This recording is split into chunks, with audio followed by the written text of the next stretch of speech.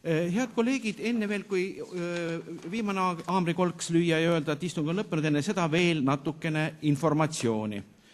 Meie menetluses on järgmised eelnõud: Tartu linna 2014. aasta eelarve, Tartu linna põhimääruse muutmine, järgnevalt loa andmine osaühinguga Procter äriruumi üürilepingu sõlmimiseks, järgnevalt loa andmine siseliuvälja kasutamiseks lepingu sõlmimiseks, järgnevalt loa andmine riigihanke loodusainetes aktiivõppeprogrammide pakkuja leidmine Tartu üldhariduskoolide õpilastele perioodiks 1. jaanuarist 2014 kuni 31. augustini 2015 korraldamiseks.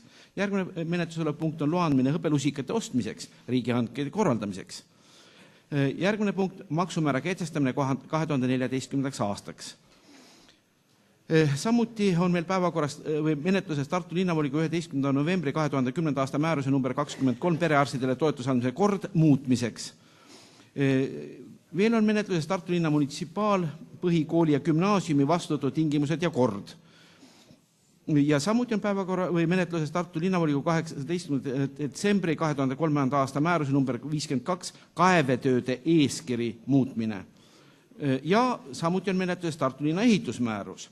Veel üks selline informatsioon tähendab, ma olin hetkelises raskuses sellega, et me võtsime vastu ühe arupärimise, kuid arupärimised antakse edasi siis, kui nad vastavad neile esitatud tingimustele.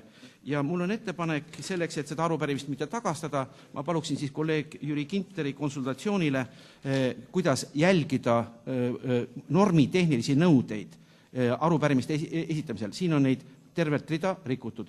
Kui on veel inimesi, kes leiavad, et oleks vaja nagu eelnõude või arupärimiste normatiive selgitada, siis on mul ettepanek veel, et võiksime korraldada õppepäeva, näiteks noortele volinikele, kes siis vastavad normitehnilised nõuded ära õpiksid ja saaksid neid oma töös järgida. Sellega on tänane istung lõppenud. Tähendab, tule siia poole, kui saad.